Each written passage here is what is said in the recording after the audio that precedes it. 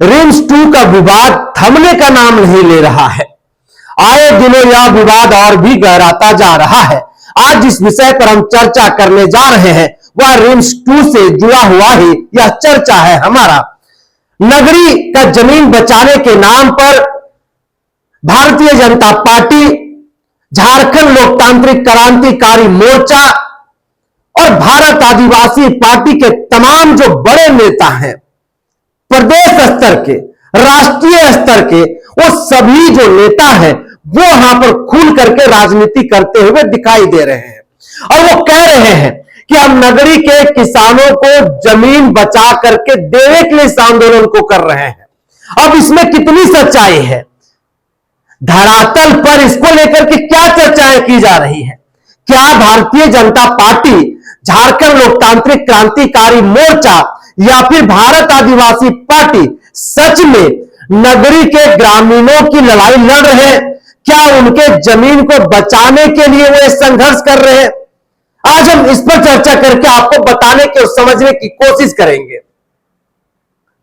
आज झारखंड में एक बात की बड़ी जोर शोर से चर्चा है और चर्चा यह है कि जो भारतीय जनता पार्टी अब तक झारखंड में आदिवासियों की सबसे ज्यादा जमीनों पर अतिक्रमण करने या करवाने का काम किया है, आज एक मुखौटा पहन करके आदिवासियों का हितैषी बन करके खड़ा है। वो आदिवासी समुदाय से कह रहा है, मूलवासी समाज से कह रहा है कि हम आपके जमीन का संरक्षण करेंगे, हम आपके जमीन को बचा करके आपको दे देंगे ताकि आप वहां पर खेती बाड़ी करिए, आप वहां से किसानी करिए, आप जीवन यापन करिए। ठीक उसी तरह से झारखंड लोकतांत्रिक क्रांतिकारी मोर्चा, जिसके केंद्रीय अध्यक्ष है जयराम कुमार महतो, डुमरी से विधायक है, उनके भी जो बड़े बड़े नेता हैं, केंद्रीय नेता हैं, वो इस आंदोलन में दिखाई दे रहे हैं और वो भी इसी बात की हुंकार भर रहे हैं। बिना सच्चाई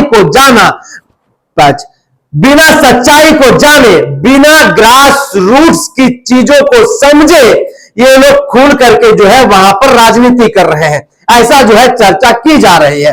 अब भारत आदिवासी पार्टी की हम बात करें, जो मूलतः आदिवासियों की पार्टी है और झारखंड में इसी विधानसभा के चुनाव में यह पार्टी जो है वो पदार्पण की थी।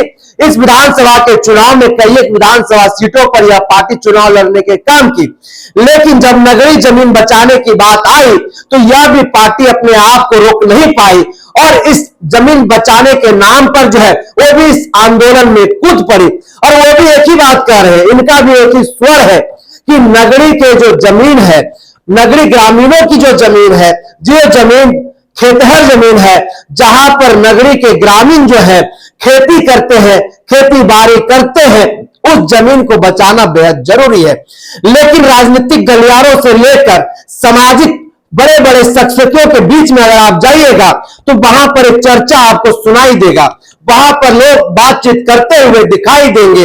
मीडिया घरानों में इस बात की चर्चा है। चर्चा किस बात की है, क्या चर्चा हो रही है? तो चर्चा यह हो रही है कि जो भारतीय जनता पार्टी जमीन बचाने की बातचीत कर रही है, क्या वो सच में आदिवासियों की जमीन की हितैषी है?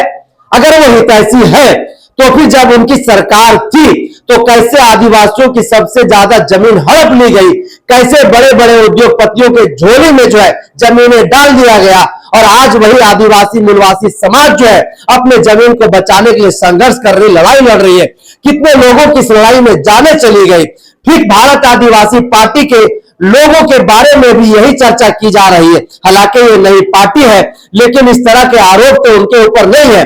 झारखंड लोकतांत्रिक क्रांतिकारी मोर्चा जो पिछले 3-4 वर्षों से झारखंड प्रदेश में अपने पहचान बनाने में सफलता अर्जित की है, उनके एक विधायक भी हैं, जिस तरह से उनका नीति सामने आया है उससे यही प्रतीत होता है, विशेषज्ञों की अगर हम माने तो, कि वो भी खुल करके इसमें राजनीति कर रहे हैं। दूसरी यह भी चर्चा है कि जो लोग भी आज आवाज बुलंद कर रहे हैं, ये आवाज बिल्कुल बुलंद होनी चाहिए, जरूर नगरी के उस जमीन को बचाना चाहिए, लेकिन उनसे हमारा एक सवाल है, ये राजनीतिक गलियारों से लेकर के सामाजिक जो शख्सियत है, मीडिया जो घराने के लोग हैं, राजनीतिक विशेषज्ञ हैं, वो इस सवाल कर रहे हैं। उनका ये कहना है कि हम उन लोगों से सवाल करना चाहते हैं, हम जानना चाहते हैं कि क्या आज इस जमीन बचाने की बात वो लोग कर रहे हैं। अगर एग्रीकल्चर के नाम से वो जमीन नहीं होता तो क्या भूमाफिया वो जमीन को इसी तरीके से छोड़ दिए होते? क्या वह जमीन अब तक बच पाता? अगर आप आस पास के और वहां पर जमीन को देखिएगा तो आपको एक बित्ता जमीन दिखाई नहीं देगा। भूमाफिया जिसे लोग आम भाषा में जमीन दलाल कहते हैं, उन जमीन दलालों ने पाई पाई करके बित्ता बित्ता करके जो है जमीन को बेचने का काम किया है, बाहरी लोगों को बसाने का काम किया है। तो कुछ लोगों का यह भी कहना है कि भारतीय जनता पार्टी आज जो हल्ला बोल रही है, अगर ये हल्ला पहले बोली होती जब उनकी सरकार थी, चाहे 2011 की बात हो, जब IIM बनाने की बात हो रही थी, जब लॉ कॉलेज बनाया गया, अगर उस वक्त ये हल्ला की गई होती तो शायद नगरी के किसानों का जमीन बच जाता। लेकिन भारतीय जनता पार्टी चाहती ही नहीं है कि आदिवासियों की जमीन बचे, आदिवासी अपने जमीन पर खेती बाड़ी करे। अब ऐसे में अगर नगरी के किसानों की हम बात करें, कुछ लोगों का जो कहना है, उन लोगों का स्पष्ट तौर पर कहना है कि अगर हमारे यहां पर अगर रिम्स 2 बनता है तो हमें रोजगार मिलेगा, कई परिवार के लोगों को नौकरी मिलेगा, 100% नौकरी मिलेगा, सरकार बोल रही है। लेकिन इस बीच में सरकार की ओर से भी पहल की जा रही है। सूत्रों की अगर हम बात माने, राजनीतिक विशेषज्ञों की अगर हम बात माने, तो लोगों ने स्पष्ट तौर पर कहा है कि सरकार नगरी के किसानों के बारे में गंभीर है, नगरी के किसानों के बारे में सोच रही है और बहुत जल्द नगरी के किसानों के साथ सरकार समन्वय स्थापित करके बैठक करेगी। उनकी क्या मांगे हैं, नगरी के किसान क्या चाहते हैं, हम उनकी मांगों को अमल करने की कोशिश करेंगे, हर संभव प्रयास करेंगे। और 2013 भूमि अधिग्रहण नियम के तहत नगरी के किसानों को मुआवजा के साथ साथ हर परिवार को जिनका जमीन वहां पर जा रहा है, उन परिवारों को नौकरी देने की भी हम जो है वो कहीं ना कहीं काम करेंगे। तो ऐसी जो है ये सरकार पहल कर रही है।